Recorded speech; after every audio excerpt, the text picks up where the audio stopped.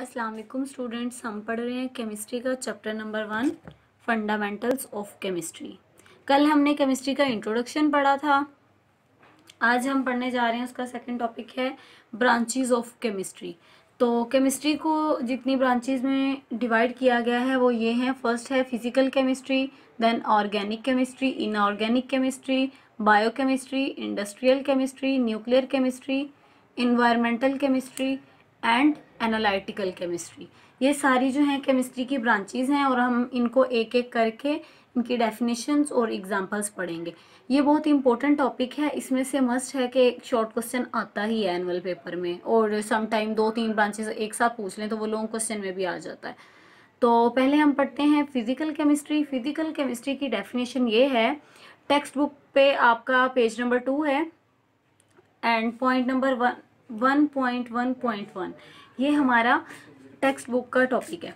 Physical chemistry is defined as the branch of chemistry that deals with the relationship between the composition and physical properties of a matter along with changes in them. हमने पढ़ा था chemistry की definition में कि हम matter की composition पढ़ते हैं, उसका स्ट्रक्चर पढ़ते हैं, उसके रिएक्शंस पढ़ते हैं, उसकी प्रॉपर्टीज़ पढ़ते हैं। प्रॉपर्टीज़ में ये भी बताया था कि फिजिकल प्रॉपर्टीज़ भी हो सकती हैं और केमिकल प्रॉपर्टीज़ भी हो सकती हैं। फिजिकल प्रॉपर्टीज़ क्या होती हैं? जिसमें उसकी फिजिकल स्टेट बयान करे, जैसे लिक्विड है, सॉलिड है या गैस है, उसका कलर, उसका टेस्ट, उसका मेल्टिंग पॉइंट और बॉइलिंग पॉइंट। तो फिजिकल केमिस्ट्री की डेफिनेशन ये है कि इसमें हम रिलेशनशिप पढ़ते हैं, किसका? कंपोजिशन और फिजिकल प्रॉपर्टीज का। इसकी एग्जाम में जब भी ये क्वेश्चन आता है तो आपने इसकी डेफिनेशन ही नहीं लिखनी, इसके साथ एग्जाम्पल जरूर देनी है, देन ही आपको 2 नंबर पूरे मिलेंगे।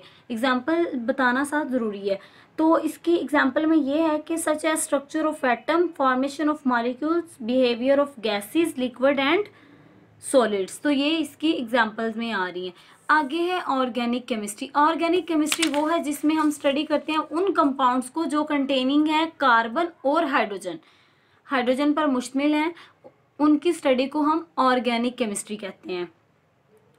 Organic chemistry is the study of covalent compounds of carbon and hydrogen and their derivatives. Organic chemistry की जो एप्लीकेशंस हैं वो है petroleum, petrochemical industries and pharmaceutical industries. Pharmaceutical industries कौन सी होती हैं? मेडिसिन जहाँ पे बनती हैं।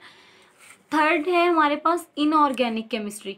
इनऑर्गेनिक केमिस्ट्री जो है, इसमें एक ऑर्गेनिक में हमने क्या पढ़ा था कि कार्बन और हाइड्रोजन कंटेनिंग कंपाउंड्स को स्टडी करते हैं, और इनऑर्गेनिक केमिस्ट्री में हम एक्सेप्ट कार्बन और हाइड्रोजन, बाकी सारे जो कंपाउंड्स की जो स्टडी है वो इनऑर्गेनिक केमिस्ट्री में की जाती है। यानी कार्बन और हाइड्रोजन को निकाल के बाकी सारे जो कंपाउंड्स हैं उनकी स्टडी को हम इनऑर्गेनिक केमिस्ट्री कहते हैं। Inorganic chemistry is the branch of chemistry that deals with the study of elements and their compounds except those of compounds of carbon and hydrogen and their derivatives। और इसकी applications भी बहुत broad हैं, such as glass, cement, ceramics, ये जो हमारे kitchen में जो लगी होती हैं, और उसके बाद मेटलर्जी क्या है कि extraction of metals from ores, के जैसे नमक जो है हम कान से निकालते हैं और कहते हैं कान, तो ये है मेटलर्जी। आज का हमारा यही टॉपिक, यही लेसन है कि हमने 3 जो है केमिस्ट्री की ब्रांचेस पढ़ी हैं, physical, organic and inorganic. Next जो है हम इसकी ब्रांचेस पढ़ेंगे biochemistry, industrial chemistry and nuclear chemistry.